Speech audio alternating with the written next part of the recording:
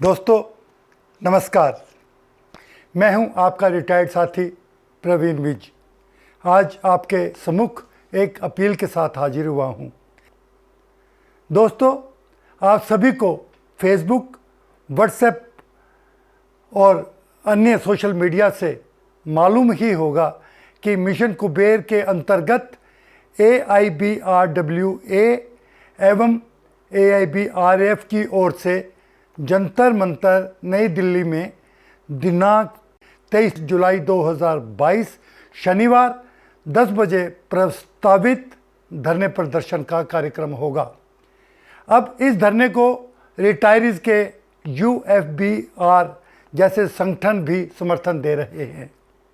इसके साथ ही मैं रिटायरीज के बड़े संगठनों से भी अनुरोध करना चाहता हूं कि आपके पास सदस्यों की अधिक संख्या है, आप भी अपने सदस्यों को धरने में शामिल होने की अपील करें, क्योंकि हम सब का उद्देश्य तो एक ही है।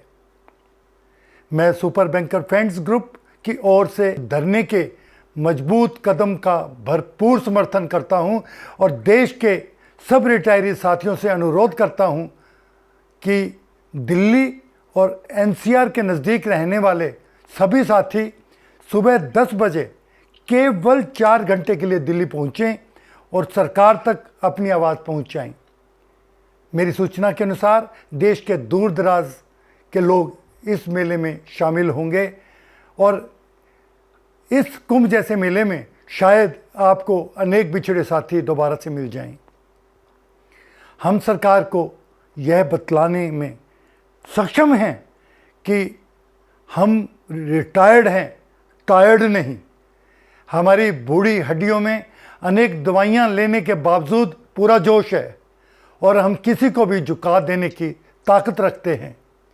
जिस प्रकार हिरन को सुगंध अपने में से ही आती है, लेकिन वह उस सुगंध के लिए इधर उधर घूमता और भटकता रहता है, यही हाल हमारे बैंकर साथियों का है। मुझे लगता है कि हम सब अपनी शक्ति को भूल चुके हैं। अब हमें अपनी शक्ति को पहचानने का समय आ गया है। रिटायर्ड बैंकर साथियों, आज के वीडियो में मैं देश के सभी रिटायर्ड बैंकर साथियों को अपील करना चाहता हूं कि 23 जुलाई 2022 को अपनी मांगों पर कार्यवाही ना होने के विरोध में जंतर मंतर दिल्ली पहुंचें। चाहे आप किसी भी बैंक से रिटायर हुए हों, किसी भी पद से रिटायर हुए हों, आप चाहे किसी भी एसोसिएशन से संबंध रखते हैं, आपकी आवाज़ सरकार तक पहुंचाने का अब केवल एक मंच हमारे पास बचा है। माननीय वित्त मंत्री जी को उनका वायदा याद करवाना है कि IBA तो उनका भी कहना नहीं मानती। इस देश में 5 लाख के आसपास रिटायर्ड बैंकर्स हैं, जिनकी आयु 61 वर्ष से लेकर 97 वर्ष है और उनके साथ उनके परिवार भी रहते हैं, लेकिन उनकी जायज़ मांगों पर कोई सुनवाई नहीं हो रही। रिटायर्ड बैंकर्स की पेंशन अपडेशन का जिम्मेदार कौन है? हमें तो यह भी समझ में नहीं आ रहा कि रिटायर्ड बैंकर का माई बाप है कौन? रिटायर्ड बैंकर्स की दुर्दशा के लिए जिम्मेदार कौन? UFBU, IBA या DFS या हमारे ही बैंक की मैनेजमेंट्स, जहां हम लोगों ने 35 से 40 साल तक की नौकरी की। आज इन्होंने देश के रिटायर्ड बैंकर्स की हालत एक फुटबॉल जैसी बना के रख दी है। इस तरह के अनेक कटु प्रश्न हैं जिनका जवाब अभी मिलना बाकी है। यह जवाब कौन देगा मुझे मालूम नहीं। मेरी सूचना के अनुसार इस धरने प्रदर्शन में 95 साल तक के लोग भाग लेने आ रहे हैं। इस वीडियो के माध्यम से आज मैं सभी से पूछना चाहता हूं कि क्या इन वरिष्ठ नागरिकों की उम्र धरने प्रदर्शन की है या आराम करने की है? अभी भी कोरोना ख़त्म नहीं हुआ है। इतनी ज़्यादा गर्मी में यदि किसी की जान चली गई तो उसका जिम्मेदार कौन होगा? आज इस देश में वरिष्ठ नागरिक का सम्मान नहीं। हम लोग महंगाई से जूझ रहे हैं। बैंकों के ब्याज आज सबसे निचले स्तर पे पहुंच चुके हैं। इस पर भी इनकम टैक्स की मार।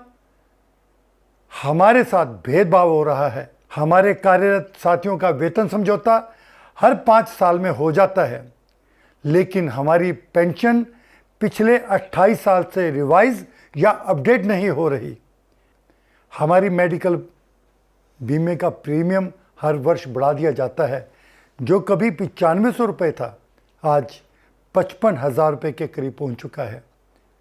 क्या कोई वरिष्ठ नागरिक अपनी कम पेंशन में इतने बीमे का भुगतान कर सकता है? हमें सरकार की जन आरोग्य योजना में क्यों नहीं जोड़ा जा रहा? लोग दूसरी दुनिया में जा रहे हैं। देश की सबसे बड़ी न्याय व्यवस्था यानी सुप्रीम कोर्ट से भी मिल रही है डेट पर डेट और डेट पर डेट। दोस्तों, अब नहीं तो कभी नहीं जिंदगी के काम चलते रहेंगे, लेकिन जिंदगी का एक दिन उन साथियों के नाम समर्पित कर देवें जिन्होंने यह मोर्चा खोला है। श्री R.S. शर्मा, श्री जुल्का जी, श्री बटेजा जी, श्री धर्म सिंह जी, इत्यादि इत्यादि इत्यादि। सभी की आयु आज 70 से 82 वर्ष के बीच में है।